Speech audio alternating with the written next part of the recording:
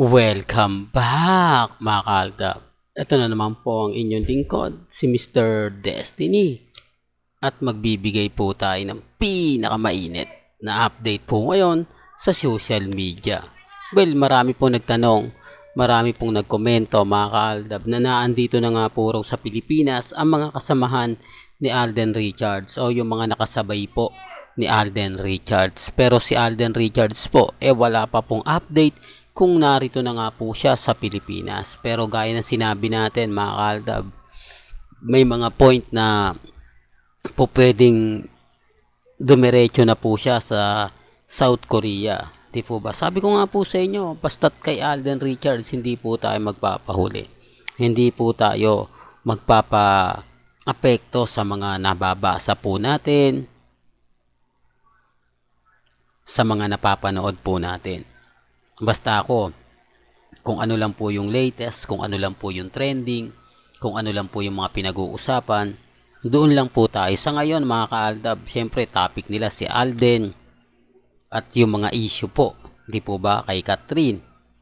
Yun naman po talaga yung maingay, no? Although sinasabi ng iba na hindi naman matutuloy, pero yung iba matutuloy kasi pera-pera lang din naman daw yan. Kaya ka nga pumasok sa showbiz para nga po magkapera at malaki nga po raw ang offer ni Direk Cathy Molina kay Alden Richards. At syempre, kumbaga, papabor naman yan sa GMA Films, di po ba? O sa GMA Network, na kung saan nga po sa Canada nga po raw ito gagawin. Ito yung lagi ko pong sinasabi sa inyo na may mga bagay-bagay po na mapapaisip po talaga kayo. May mga bagay-bagay po na kumbaga, marami nagtatanong, marami nagko-komento na, alam mo, Mr. Destiny, sa ngayon, eto ganito, sa ngayon, ganun, sa ngayon, di po ba? Hati kasing opinion ng mga ilang netizen. Remind ko lang po sa mga Aldab Nation, hindi ko po ito ipinopromote. Gusto ko lang po, aware po kayo sa mga nangyayari, sa mga bagay-bagay po na kumakalat ngayon sa Instagram, sa Twitter, sa Facebook, di po ba? Na baka, naku, sakala ko ba Mr. Destiny tinanggihan na ni Alden? Di po ba? Bakit parang kukunin ata ni Alden Richards muli ang Hello Love Goodbye Part 2? Ito yung sinasabi ko sa inyo na kumbaga kukunin. Ibig kong sabihin yun nga po yung offer sa GMA, yung hatian, di po ba? Na keso ganito, mas lalamang yung ganito, mas malaki offer. Di po ba? Sabi nga nila kapag nagde-deny ka, ibig sabihin ayaw mo, yung offer tumataas. Di po ba? Kasi yung gusto ng tao, bumabase. Di po ba? Kaya nga po, sino nga po ba yung pambato ngayon ng GMA Films? Para sa collaboration ng ABS-CBN. Di po ba? Para lang klaro, para lang po sa kaalaman ng lahat. Sabi ko nga po sa inyo, may mga bagay-bagay po na mapapaisip naman po kayo. May mga bagay-bagay po na, kumbaga kung titignan ninyo, susuriin ninyo, di po ba? Kayo na po bahala magsabi. Sa ngayon, mga kaaldab, may kanya-kanya tayong opinion. May kanya-kanya tayong pananaw. Sa mga nagsasabi na imposible yun dahil nasabi na marami pang pwedeng magbago. Di po ba? Alam nyo naman po pagdating sa social media. At ngayon pong Valentine's Day, marami tuloy nagsasabi na, Mr. Destiny, alam ko may nababalitaan ako na aalis din si Maine Polkerson. Kumbaga mawawala rin daw po ito sa Itbulaga ng ilang araw. So matik na yon mga kaaldab. Di po ba? Ito'y base po mismo sa loob ng Itbulaga TV5. Yung mga taong naando na kumbaga may kanya-kanyang ka-Valentine's ngayong araw ng mga puso. So matik na yan, di po ba? 5 days, 4 days, matagal na po yan. Gaya nga po ng sinabi natin, malapit lang po ang South Korea dito po sa Pilipinas. Ilang oras lang naman po ang biyahe. Di po ba? Na kung saan, syempre, mas popular na po yung pag-alis mo. Di po ba? Kaya ang sabi ko sa inyo, hindi naman po makakaligtas Ngayon pa na talagang alam na natin na may clone at talagang nagpaparamdam na rin po si Maine Polkerson na clone talaga ang nasa Itbulaga. Marami nagsabi sa akin, Mr. Destiny, ngayon mo lang ba nalaman? Matagal na.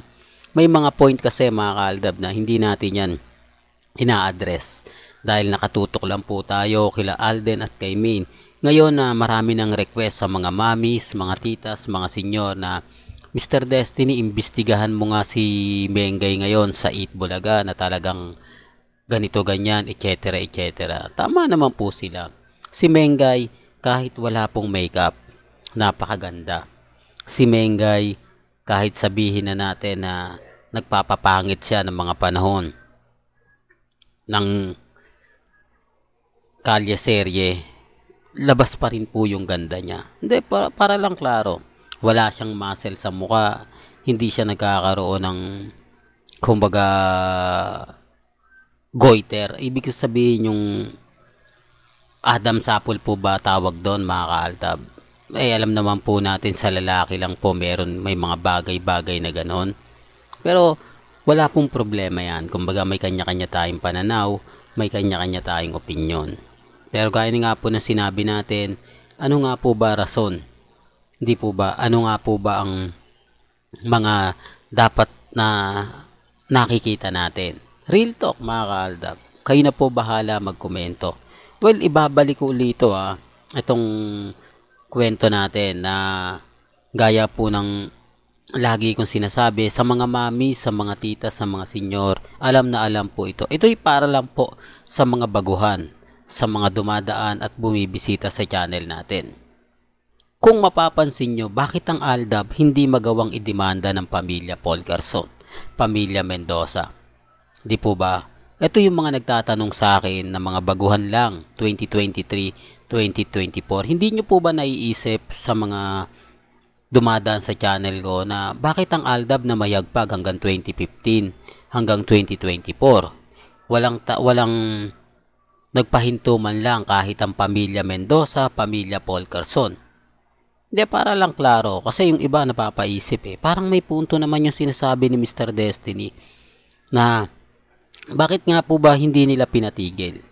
Kung ikukumpara nyo sa scandal video ni Main Mendoza na kung saan kumalat, pinagpiestahan, dumating sa point na hindi kinaya ng pamilya Paul Garson, hindi kinaya ng pamilya ni Mengay.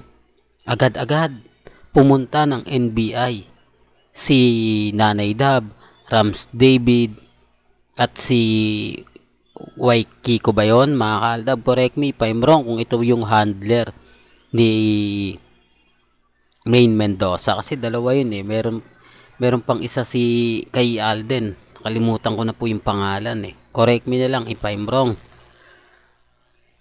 Pumunta po sila ng NBI. Real talk to baka sabihin na naman ako fake news na naman. Di po, pumunta sila ng NBI, sinampahan nila ng kaso yung nagpakalat ng video scandal daw ni Main Mendoza. Paano ba naman hindi maaalagwa si Nanay Dab? Grabe po talaga, trending, pinagpiestahan. Tapos yun na, hindi mo na pwedeng gamitin yung mga yun, kakasuhan ka na, kumbaga pagdating doon hindi mo pwedeng i-repost kung may hawak ang video, hindi mo pwedeng i-re-upload kung may mga hawak ang mga mas matitindi pa dahil kakasuhan ka na sa cybercrime. Kaya nga po yung iba nagtanong, bakit daw po mga kaaldab